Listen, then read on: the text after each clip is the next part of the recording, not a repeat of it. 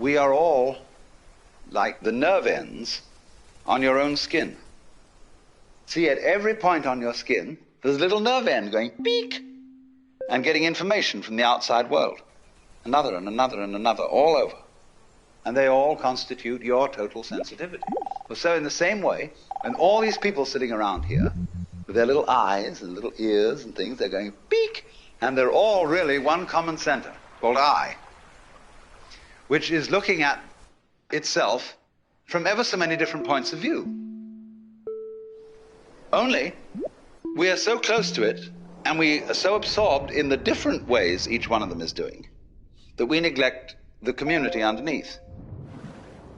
But we don't realize, you see, that just as we know how to do this, we know equally well how to turn the sun into light, how to blue the sky, how to blow the wind, how to wave the ocean, how to digest food, and I might add, to be digested and transformed, but the pattern keeps going, and it's always you. Only you see, you have this marvelous capacity to transform yourself without knowing that you're doing it. Therefore, you keep surprising yourself. And therefore, you keep on doing it. Because if you didn't surprise yourself, you wouldn't go on doing it. It's just the very fact, you see, that you seem to be the victims of a thing you don't understand, and that you seem to conclude your life every time in a wipeout called death, where all your control goes, is just exactly that opposite condition to what you call being alive that allows you to be alive.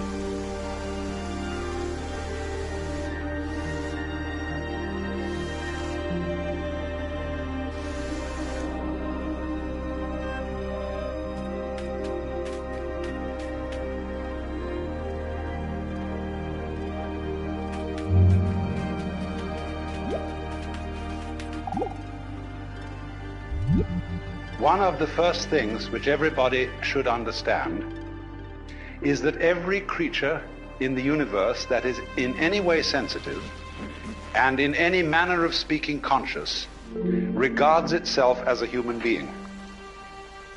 That is to say, it knows and is aware of a hierarchy of beings above it and a hierarchy of beings below it. If you take such a tiny creature as a fruit fly, which lives only a few days, it is aware of all sorts of weird little animals and objects and spores floating in the atmosphere which we don't even notice unless we've got a microscope around. And it criticizes them as being inferior animals and all that sort of thing, whereas human beings are things that it doesn't comprehend. They're as much outside its intellect as a quasar is outside ours.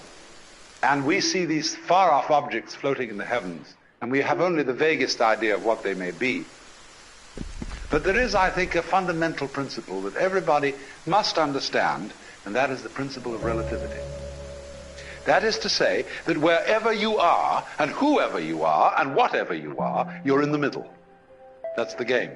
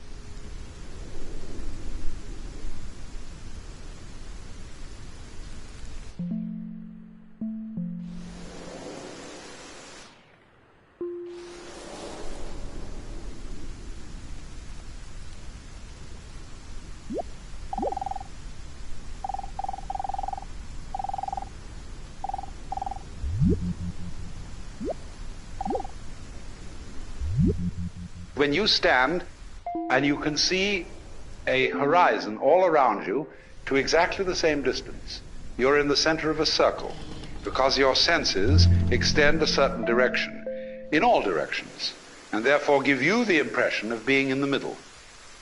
Now, everything in the world feels like that. And also it has its own kind, which look natural to it. You see, spiders and hydras and sea urchins and so on don't look very natural to us.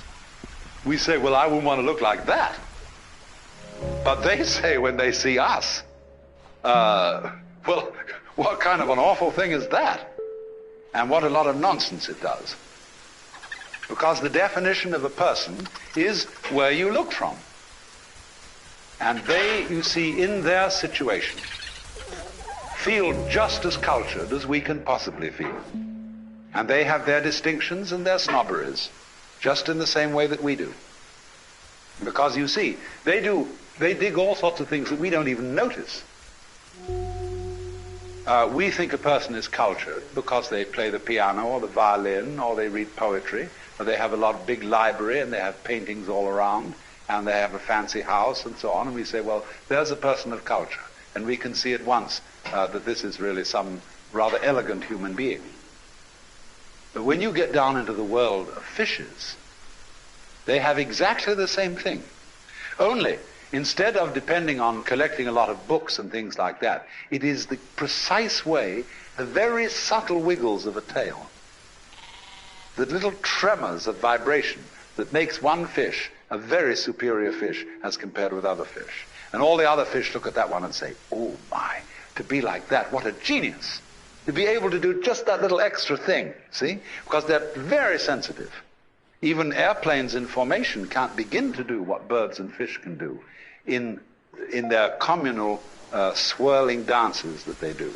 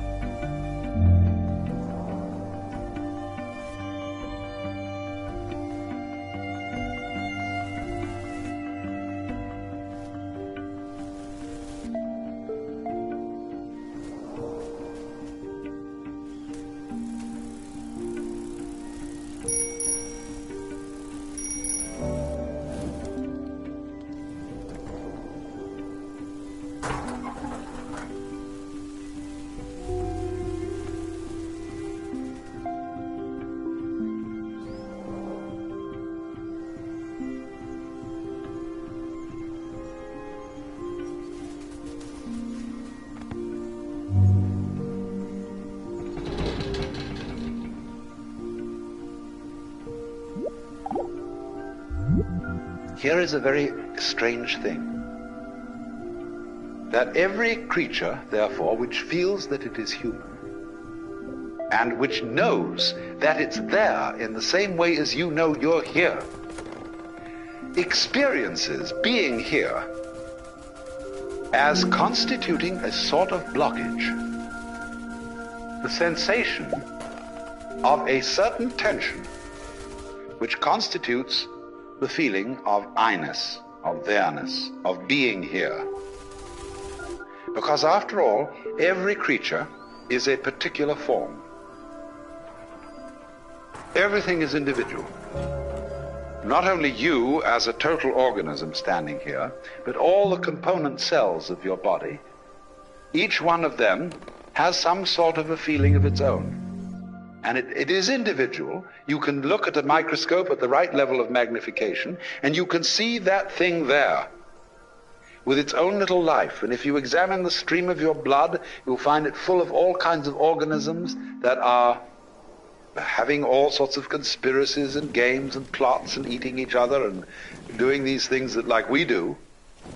Only we realize that we wouldn't be healthy as a total organism unless there were all these wars and fights and plots and politics going on between the various cells in our blood. But from their point of view, you see, they feel a little bit put out because they're being organized.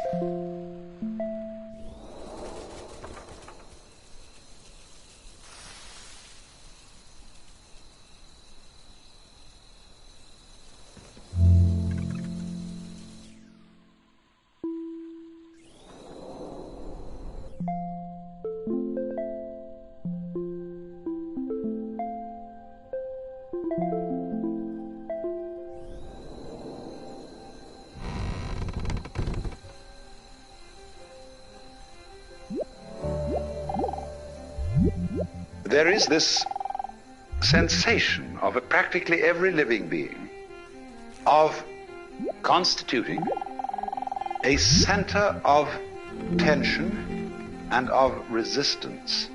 That is to say, of being a little bit blocked, or shall I say, of being in the way, being in one's own way. Imagine the opposite. Let us suppose, for example, that you got up in the morning with a feeling of total transparency. There's no resistance in your organism to the external world. You just float through it. You're part of it, it's part of you. And just in the same way, for example, that when you see, if you see well, you aren't aware of your eyes. But if there's something wrong with your eyes, and you see spots in front of you, then you are looking at your eyes, and your eyes are getting in your own way. And so in exactly the same way, the perfect form of man is unaware of himself, because he doesn't get in his own way. He is thus, in this sense, completely transparent.